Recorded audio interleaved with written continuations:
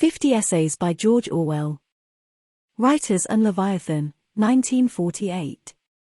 The position of the writer in an age of state control is a subject that has already been fairly largely discussed, although most of the evidence that might be relevant is not yet available. In this place I do not want to express an opinion either for or against state patronage of the arts, but merely to point out that what kind of state rules over us must depend partly on the prevailing intellectual atmosphere, meaning, in this context, partly on the attitude of writers and artists themselves, and on their willingness or otherwise to keep the spirit of liberalism alive. If we find ourselves in 10 years' time cringing before somebody like Stanov, it will probably be because that is what we have deserved. Obviously there are strong tendencies towards totalitarianism at work within the English literary intelligentsia already. But here I am not concerned with any organized and conscious movement such as communism, but merely with the effect, on people of goodwill, of political thinking and the need to take sides politically. This is a political age. War, fascism, concentration camps, rubber truncheons, atomic bombs, etc. are what we daily think about, and therefore to a great extent what we write about, even when we do not name them openly. We cannot help this. When you are on a sinking ship, your thoughts will be about sinking ships. But not only is our subject matter narrowed, but our whole attitude towards literature is colored by loyalties which we at least intermittently realize to be non-literary.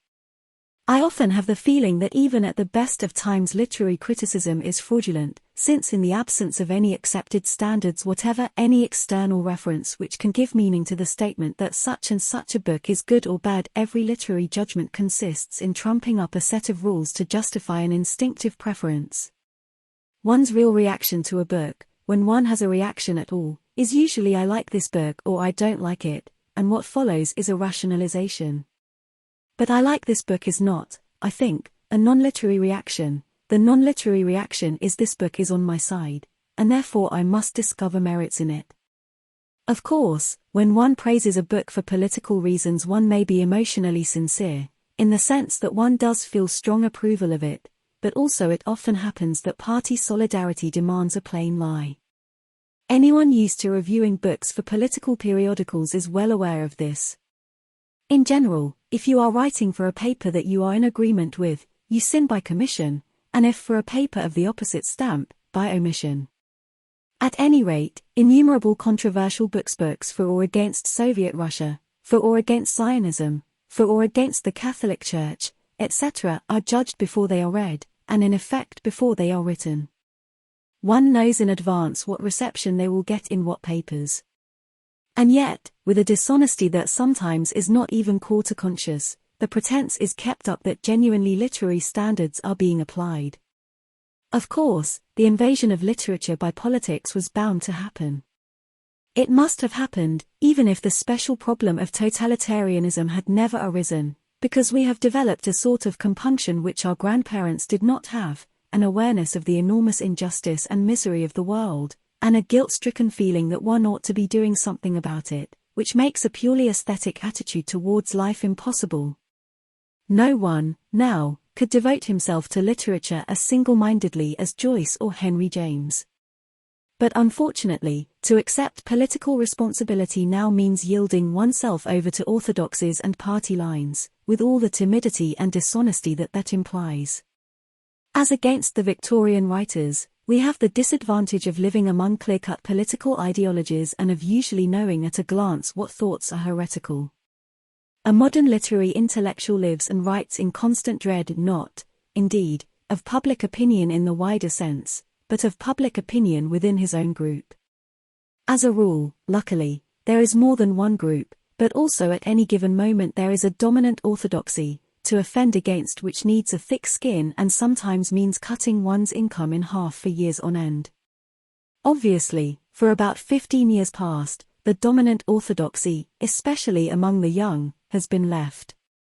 The key words are progressive, democratic and revolutionary, while the labels which you must at all costs avoid having gummed upon you are bourgeois, reactionary and fascist. Almost everyone nowadays, even the majority of Catholics and conservatives, is progressive, or at least wishes to be thought so. No one, so far as I know, ever describes himself as a bourgeois, just as no one literate enough to have heard the word ever admits to being guilty of antisemitism. We are all of us good Democrats, anti-fascist, anti-imperialist, contemptuous of class distinctions, impervious to color prejudice, and so on and so forth. Nor is there much doubt that the present-day left orthodoxy is better than the rather snobbish, pietistic conservative orthodoxy which prevailed 20 years ago, when the Criterion and, on a lower level, the London Mercury were the dominant literary magazines. For at the least its implied objective is a viable form of society which large numbers of people actually want. But it also has its own falsities which, because they cannot be admitted, make it impossible for certain questions to be seriously discussed. The whole left-wing ideology, scientific and utopian, was evolved by people who had no immediate prospect of attaining power. It was, therefore, an extremist ideology, utterly contemptuous of kings, governments, laws, prisons, police forces, armies, flags, frontiers, patriotism, religion, conventional morality, and, in fact, the whole existing scheme of things.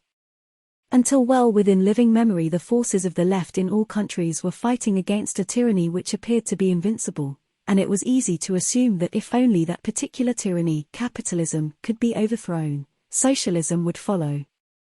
Moreover, the left had inherited from liberalism certain distinctly questionable beliefs, such as the belief that the truth will prevail and persecution defeats itself, or that man is naturally good and is only corrupted by his environment.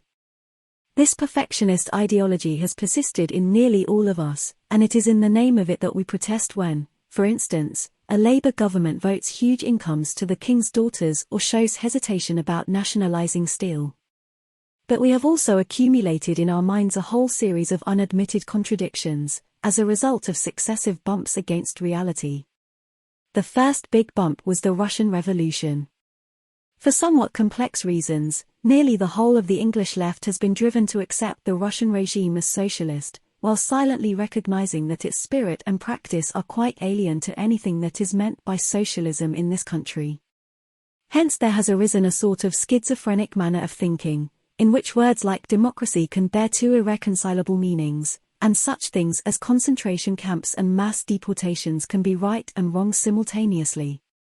The next blow to the left-wing ideology was the rise of fascism, which shook the pacifism and internationalism of the left without bringing about a definite restatement of doctrine. The experience of German occupation taught the European peoples something that the colonial peoples knew already, namely, that class antagonisms are not all important and that there is such a thing as national interest. After Hitler it was difficult to maintain seriously that the enemy is in your own country and that national independence is of no value. But though we all know this and act upon it when necessary, we still feel that to say it aloud would be a kind of treachery. And finally, the greatest difficulty of all, there is the fact that the left is now in power and is obliged to take responsibility and make genuine decisions. Left governments almost invariably disappoint their supporters because, even when the prosperity which they have promised is achievable, there is always need of an uncomfortable transition period about which little has been said beforehand. At this moment we see our own government, in its desperate economic straits, fighting in effect against its own past propaganda. The crisis that we are now in is not a sudden unexpected calamity, like an earthquake, and it was not caused by the war, but merely hastened by it. Decades ago it could be foreseen that something of this kind was going to happen. Ever since the 19th century our national income, dependent partly on interest from foreign investments, and on assured markets and cheap raw materials in colonial countries, had been extremely precarious. It was certain that, sooner or later, something would go wrong and we should be forced to make our exports balance our imports, and when that happened the British standard of living, including the working-class standard, was bound to fall, at least temporarily. Yet the left-wing parties, even when they were vociferously anti-imperialist, never made these facts clear. On occasion they were ready to admit that the British workers had benefited, to some extent, by the looting of Asia and Africa, but they always allowed it to appear that we could give up our loot and yet in some way contrive to remain prosperous. Quite largely, indeed, the workers were won over to socialism by being told that they were exploited, whereas the brute truth was that, in world terms, they were exploiters. Now, to all appearances, the point has been reached when the working class living standard cannot be maintained, let alone raised. Even if we squeeze the rich out of existence, the mass of the people must either consume less or produce more. Or am I exaggerating the mess we are in? I may be, and I should be glad to find myself mistaken. But the point I wish to make is that this question, among people who are faithful to the left ideology, cannot be genuinely discussed. The lowering of wages and raising of working hours are felt to be inherently anti-socialist measures, and must therefore be dismissed in advance, whatever the economic situation may be. To suggest that they may be unavoidable is merely to risk being plastered with those labels that we are all terrified of. It is far safer to evade the issue and pretend that we can put everything right by redistributing the existing national income. To accept an orthodoxy is always to inherit unresolved contradictions. Take for instance the fact that all sensitive people are revolted by industrialism and its products, and yet are aware that the conquest of poverty and the emancipation of the working class demand not less industrialization, but more and more. Or take the fact that certain jobs are absolutely necessary and yet are never done except under some kind of coercion. Or take the fact that it is impossible to have a positive foreign policy without having powerful armed forces. One could multiply examples. In every such case there is a conclusion which is perfectly plain but which can only be drawn if one is privately disloyal to the official ideology. The normal response is to push the question, unanswered, into a corner of one's mind, and then continue repeating contradictory catchwords. One does not have to search far through the reviews and magazines to discover the effects of this kind of thinking. I am not, of course, suggesting that mental dishonesty is peculiar to socialists and left-wingers generally, or is commonest among them. It is merely that acceptance of any political discipline seems to be incompatible with literary integrity.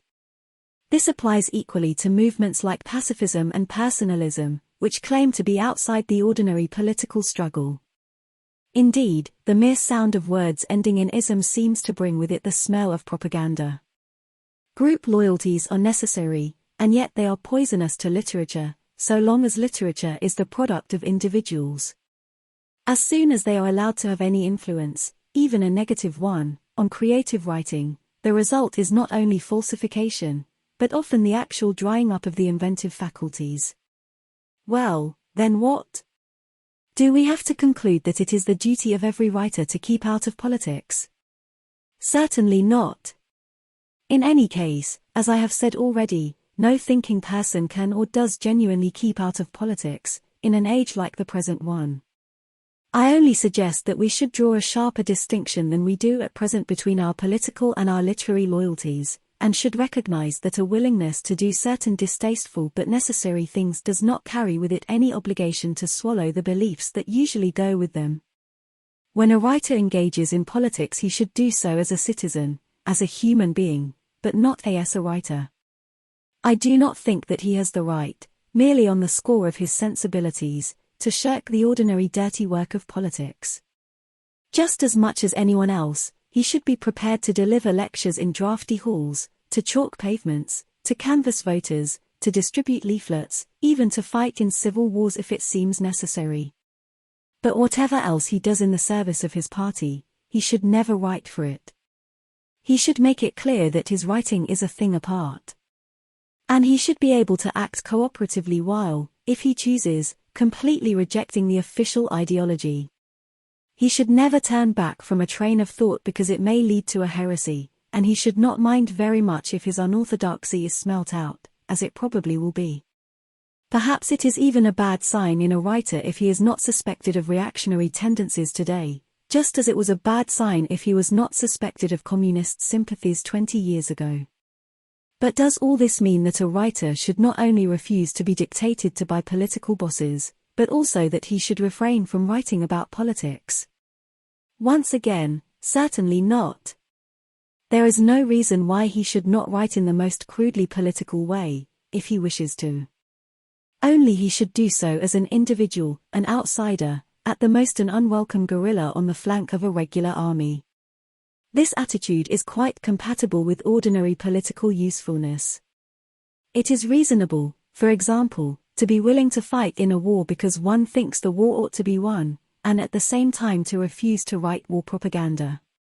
Sometimes, if a writer is honest, his writings and his political activities may actually contradict one another. There are occasions when that is plainly undesirable, but then the remedy is not to falsify one's impulses, but to remain silent. To suggest that a creative writer, in a time of conflict, must split his life into two compartments, may seem defeatist or frivolous, yet in practice I do not see what else he can do.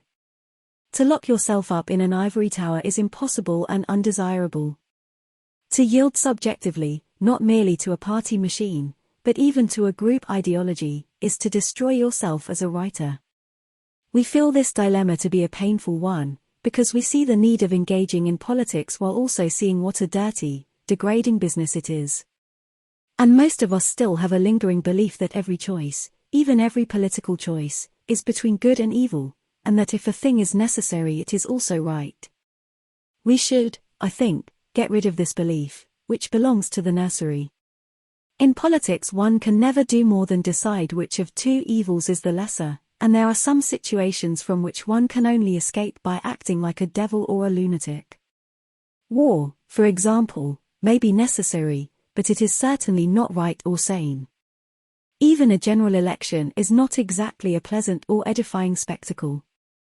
If you have to take part in such things, and I think you do have to, unless you are armored by old age or stupidity or hypocrisy, then you also have to keep part of yourself inviolate.